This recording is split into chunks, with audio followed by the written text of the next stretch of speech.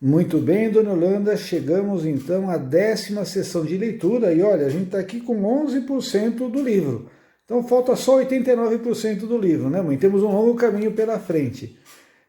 Vamos lá.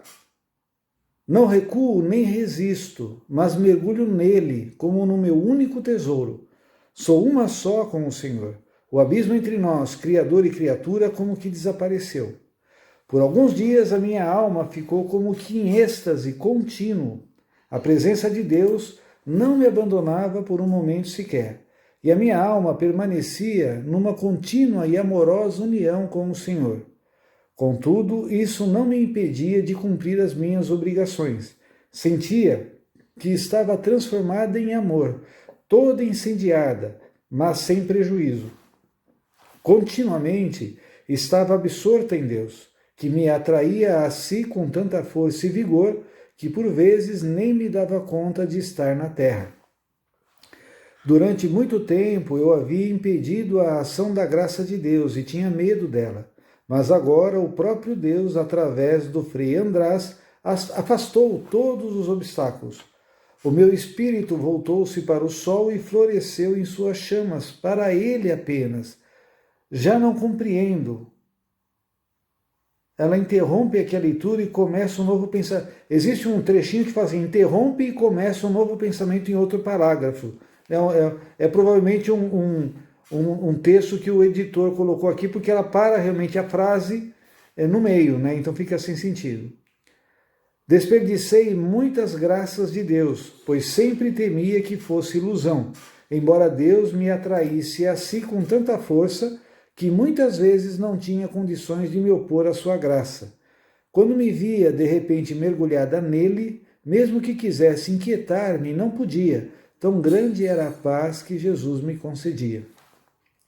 E então ouvi na alma essas palavras: para que fiques tranquila de que sou eu o autor de todas essas exigências, eu te concederei uma paz tão profunda que, ainda que quisesses inquietar-te e ficar assustada, não estaria em teu poder fazê-lo, pois o amor inundará a tua alma até ao ponto de te esqueceres de ti mesma. Mais tarde, Jesus deu-me um outro sacerdote, diante do qual mandou que eu abrisse a minha alma. Embora a princípio o fizesse com um pouco de hesitação, uma severa admoestação de Jesus produziu na minha alma profunda humildade.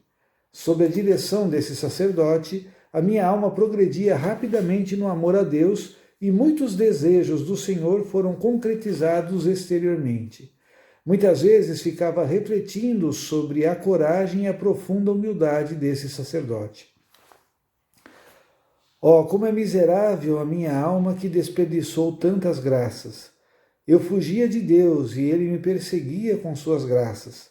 Na maior parte das vezes recebia graças divinas, quando menos as esperava. Mas, desde o momento em que o Senhor me deu um diretor espiritual, sou mais fiel à graça. Graças ao diretor espiritual e à sua vigilância sobre a minha alma, conheci o que é a direção espiritual e como Jesus a considera. Jesus me repreendia pela menor falta e fazia-me sentir que ele mesmo julga as coisas que eu apresento ao confessor, e toda a falta contra ele atinge a mim mesmo. Quanto à minha alma, sob a sua direção, começou a sentir um profundo recolhimento e uma profunda paz. Frequentemente ouvia na alma essas palavras: fortifica-te para o combate, várias vezes repetida. Jesus me dá a conhecer com frequência o que lhe desagrada na minha alma, e muitas vezes censurou-me por coisas aparentemente tão insignificantes que, no entanto, tinham grande importância. Admoestava-me e exercitava-me como um mestre. Por vários anos foi ele mesmo quem me educou, até o momento em que me deu o diretor espiritual. Anteriormente, era ele próprio quem me dava a conhecer o que eu não compreendia, e agora manda que pergunte tudo ao confessor, e muitas vezes diz a mim: eu te responderei pela boca dele, fica tranquila. Ainda não me aconteceu de ter recebido uma resposta contrária ao que o Senhor exigia de mim e que eu apresentava ao diretor espiritual. Algumas vezes acontece que Jesus primeiro me recomenda certas coisas e ninguém sabe disso. E quando me aproximo do confessionário, o sacerdote recomenda-me exatamente o mesmo. Contudo, isso não acontece com muita frequência. Quando por muito tempo a alma recebia muitas luzes e inspirações, e depois que os confessores a confirmaram na paz, tranquilizando-a quanto à origem delas, se o seu amor é grande, e em tal caso, Jesus lhe dá a conhecer que é tempo de pôr em prática o que recebeu. A alma reconhece que o Senhor conta com ela, e esse conhecimento lhe dá forças. Ela sabe que, para ser fiel, muitas vezes terá que se expor a diversas dificuldades, mas ela confia em Deus e, graças a esta confiança, chega até onde Ele a chama. As dificuldades não a assustam, são para ela como o pão de cada dia, absolutamente não a assustam nem a intimidam, tal como o cavaleiro, estando continuamente em luta, não se assusta com o estrondo dos canhões. Está longe de assustar-se, mas presta atenção para saber de que lado o inimigo ataca, a fim de conseguir a vitória. Não faz nada às cegas, mas investiga, reflete profundamente, e não contando consigo mesma, reza com fervor e pede o conselho de cavaleiros experientes e sábios, e assim procedendo consegue quase sempre vencer. Porém, há ataques nos quais a alma não tem tempo nem de refletir, nem de pedir conselho, nem para mais nada. Neste caso, tem de travar uma luta de vida ou morte. Algumas vezes é bom refugiar-se na chaga do coração de Jesus, não respondendo nem mesmo uma palavra. Só por esse ato o inimigo já está vencido. Em tempo de paz, a alma se esforça da mesma forma que durante a luta. Deve exercitar-se e muito, porque do contrário não alcançará a vitória. Considero o tempo da paz como o tempo da preparação para a vitória. A alma deve estar sempre alerta, vigilância, mais uma vez, vigilância. A alma que reflete recebe muita luz. A alma distraída expõe-se à queda e não deve admirar-se quando cai. O Espírito Divino, guia da alma, sábio é aquele a quem exercitais. Eu vou ler de novo, porque não é o Espírito, é ó Espírito Divino, guia da alma, sábio é aquele a quem exercitais. Mas para que o Espírito Divino possa agir na alma, é preciso silêncio e recolhimento. Oração. É pela oração que a alma se arma para toda a espécie de combate. Em qualquer estado em que se encontre, a alma deve rezar. Tem que rezar a alma pura e bela, porque de outra forma perderia a sua beleza. Deve rezar a alma que está buscando esta pureza, porque de outra forma não a atingiria. Deve rezar a alma recém-convertida, porque de outra forma cairia novamente. Deve rezar a alma pecadora, atolada em pecados, para que possa levantar-se. E não existe uma só alma que não tenha a obrigação de rezar, porque toda a graça provém da oração. Lembro que recebi a maior porção de luzes nas adorações que fazia diariamente, durante meia hora no tempo da Quaresma, prostrada em cruz diante do Santíssimo Sacramento.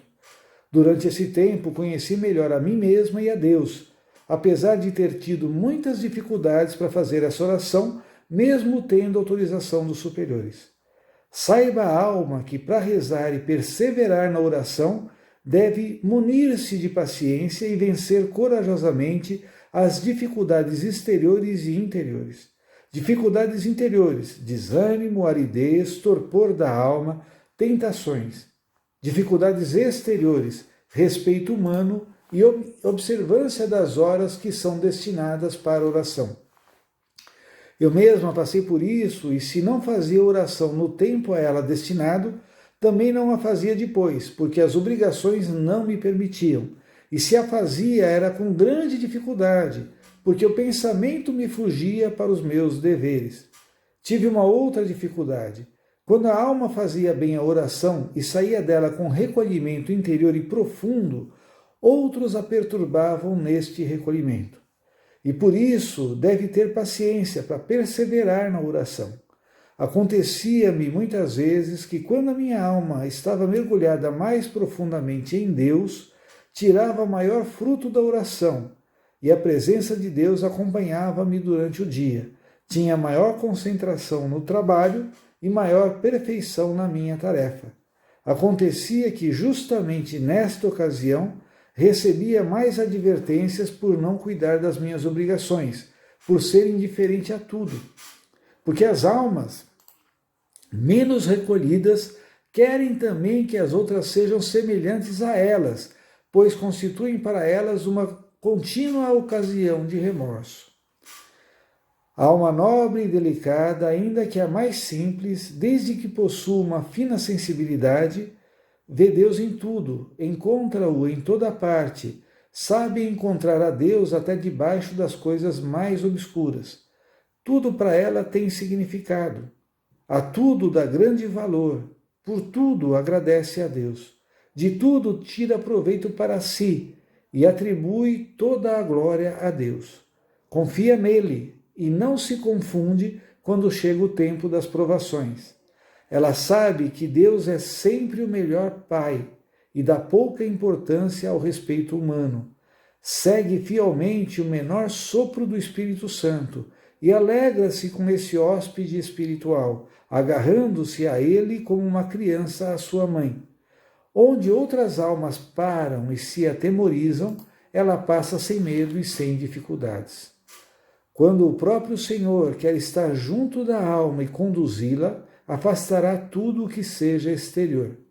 Quando adoeci e fui transferida para a enfermaria, tive muitos dissabores por este motivo. Éramos 2 doentes na enfermaria. A irmã N recebia visitas das irmãs. A mim ninguém veio ver. É verdade que é uma só enfermaria, mas cada uma tem a sua cela. Eram longas as tardes de inverno. A irmã N tinha luz, podia ouvir rádio, e eu nem podia preparar a minha meditação por falta de luz. Quando assim se passaram quase 2 semanas, uma tarde eu me queixava ao Senhor, porque sofria muito e nem podia preparar a meditação, por não dispor de luz. O Senhor respondeu-me que viria todos os dias à tarde e me indicaria os pontos da meditação para o dia seguinte, que versavam sempre sobre sua dolorosa paixão. Dizia-me: reflete sobre o meu padecimento diante de Pilatos. E assim sucessivamente, durante toda a semana, eu meditava sobre a sua dolorosa paixão. A partir daquele momento, uma grande alegria invadiu a minha alma, e já não desejava quaisquer visitas ou luz. Jesus me bastava por tudo. Aliás, o zelo das superioras pelas doentes era grande. No entanto, o Senhor fez com que eu me sentisse abandonada. Mas esse Senhor Mestre, para poder agir sozinho, afasta tudo o que é criado. Algumas vezes eu sofria tantas perseguições e sofrimentos que a própria Madre M disse que no caminho da irmã os sofrimentos parecem brotar da terra. Disse-me ainda: eu olho para a irmã como uma crucificada, no entanto reconheço nisso a mão de Jesus. A irmã seja fiel ao Senhor. Quero anotar um sonho que tive a respeito de Santa Teresinha do Menino Jesus. Eu era ainda noviça e tinha certas dificuldades que não conseguia superar. Tratava-se de obstáculos interiores, mas que se relacionavam com dificuldades exteriores. Fiz novenas a vários santos, mas a situação tornava-se cada vez mais difícil. Os meus sofrimentos por esse motivo eram tão grandes que já não sabia como continuar a viver. De repente veio-me a ideia de rezar a Santa Teresinha do Menino Jesus. Comecei uma novena a essa santa, pois já antes do ingresso no convento tinha grande devoção a ela. Agora me descuidei um pouco dela, mas nessa necessidade, novamente, comecei a rezar com todo o fervor. No 5º dia da novena, sonhei com Santa Teresinha como se ela ainda estivesse na terra. Ocultando diante de mim o fato de ela ser santa, começou a dizer-me palavras de conforto, que eu não ficasse tão triste por causa desse problema, mas que confiasse mais em Deus. Disse-me, também eu sofri muito. Contudo, eu não estava muito convencido de que ela tivesse sofrido muito. E disse-lhe, a mim me parece que não tenha sofrido nada. Mas Santa Teresinha respondeu, assegurando-me de que havia sofrido muito, e me disse, saiba, irmã, que dentro de 3 dias a irmã resolverá esse problema da melhor maneira. Como eu não estava muito inclinada a acreditar nisso, então ela se deu a conhecer, revelando-me que era santa. Então a minha alma encheu-se de alegria e perguntei-lhe, você é santa? E ela me respondeu, sim, sou santa, e confie que aquele problema a irmã resolverá no 3º dia. E eu disse a ela, Santa Teresinha, diga-me, irei para o céu? Respondeu-me, a irmã irá para o céu. E serei santa? Respondeu-me, a irmã será santa. Mas, Teresinha, eu serei uma santa como você nos altares? E ela me respondeu, sim, você será uma santa como eu, mas deve confiar muito em Jesus. E perguntei-lhe se meu pai e minha mãe irão para o céu. Se, frase incompleta. No diário, então, ela não preencheu essa frase. Respondeu-me, então, irão. E continuei a perguntar, e as minhas irmãs e meus irmãos irão também para o céu? Respondeu-me que rezasse muito por eles, mas não me deu uma certeza. Compreendi, então, que necessitavam de muitas orações. Vamos fazer uma pausa e a gente continua na próxima sessão. Um beijo!